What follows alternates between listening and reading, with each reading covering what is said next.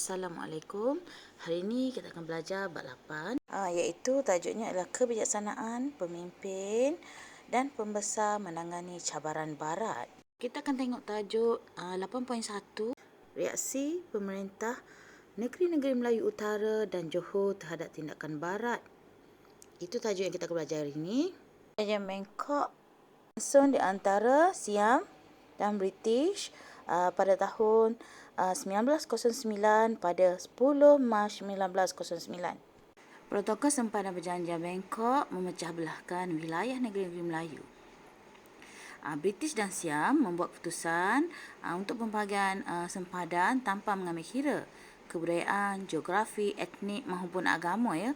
Kalau kita tengok legeh dan juga lembah sungai merupakan pembahagi ataupun garis sempadan. Okey, kita akan tengok reaksi pemerintah negeri Melayu Utara terhadap Perjanjian Bangkok ya. Yang pertama sekali kita tengok adalah pemimpin negeri Perlis ya. Kita tengok Perlis telah kehilangan wilayah Pujah yang terletak di sebelah utara Sungai Perlis ya. Kalau itu kita tengok Raja Syed Alwi Jamalullah membantah tindakan Siam mengambil Pujah yang dimasukkan ke dalam wilayah Sentul ya. Kalau sebelum perjanjian Pujah itu ditadbir oleh penghulu daripada Kuala Perlis. Okey. Kita akan lihat seterusnya ada reaksi pemerintah Kedah ya terhadap Perjanjian Bangkok. Yang pertama, kita tengok Sultan Abdul Hamid Halim Shah berasa tersinggung kerana tidak berbincang dulu dengan baginda sebelum pembahagian wilayah di antara British dan juga Siam ya.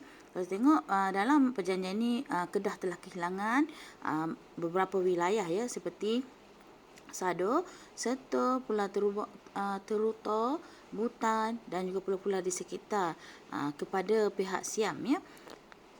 Okey, baginda menegaskan sempadan baharu seharusnya ditentukan oleh mengikut kriteria sempadan yang sedia ada sebelum ini dan baginda amat murka tidak memaafkan pihak menjualnya. Seterusnya kita akan tengok reaksi pemerintah Terengganu ya, iaitu Sultan Zainal Abidin III mengecam tindakan Siam menyerahkan Terengganu kepada British tanpa pengetahuan baginda. Dan baginda menegaskan bahawa Siam tidak mempunyai hak ke atas Terengganu ya.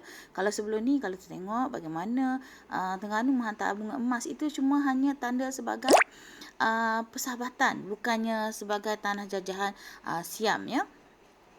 Jadi baginda telah mengemukakan bantahan kepada Gubernur Negeri Selat pada 24 Mei 1909. Kita akan lihat pada reaksi pemerintah Kelantan ya. Kita tengok J.S. Manson dan wakil daripada Siam telah datang ke menghadap Sultan Muhammad keempat ya, yang mana untuk memaklumkan persetujuan di antara Siam dan British dalam Perjanjian Bangkok 1909 ya. Tetapi Sultan telah menolak Perjanjian Bangkok dan baginda berasa kecewa dengan tindakan British telah menyerahkan wilayah Kelantan iaitu wilayah Takbar kepada Siam ya. Mana kalau kita tengok penduduk di situ adalah terdiri daripada orang Melayu ya, hampir berjumlah 15,000 orang lah. Dan semasa penyerahan itu telah tengok bagaimana ramai orang Melayu daripada Takbar telah berhijrah ke Kelantan. Okey, sempadan baru kalau kita tengok sempadan Kelantan selepas Perjanjian Bangkok 1909. Sungai Golok merupakan sempadan antarabangsa. Dan menyebabkan kerana pada itulah peristiwa British telah menyerahkan Takbal kepada Siam, dan inilah kita nampak bagaimana sebahagian besar penduduk Takbal telah berhijrah ke Kelantan kerana tidak mahu berada di bawah pemerintahan kerajaan Siam. Okey, seterusnya kita akan tengok bagaimana kebijaksanaan pemimpin Johor dalam menyikat kemarahan British. Okey, kalau kita tengok pemerintah Johor iaitu Temenggung Daeng Ibrahim peka terhadap rancangan British yang ingin menguasai Johor dan juga Selat Melaka. Jadi baginda telah berusaha membina jati diri sebagai pemerintah yang berdaulat, memastikan keselamatan negeri Johor ya.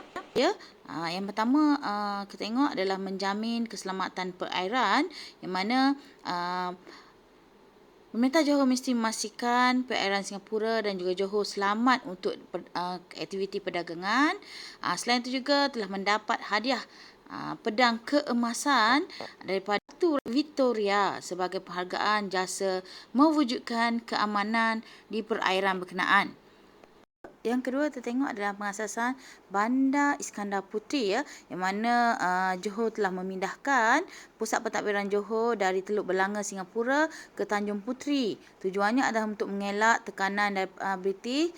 Tanjung Puteri telah diisytiharkan sebagai ibu negeri Johor yang dinamakan Bandar Iskandar Puteri. Yang ketiga adalah memodernkan pentadbiran Johor, yang mana mempelopori birokrasi moden dan sistem tradisional dibukukan dengan unsur baru dari barat ke dalam sistem pentadbiran, antaranya seperti pendidikan moden. Yang keempat, kalau tengok yang keempat adalah pengeksploitasian hasil hutan. Bagaimana pengeluaran hasil hutan seperti getah perca kepada pedagang British ya, terutamanya bagaimana permintaannya telah tinggi dan perdagangan getah perca ini juga menguntungkan sehingga Temenggung telah mengisytiharkan sebagai monopoli Johor ya. Okey. Yang kelima iaitu memperkukuhkan sistem kancu.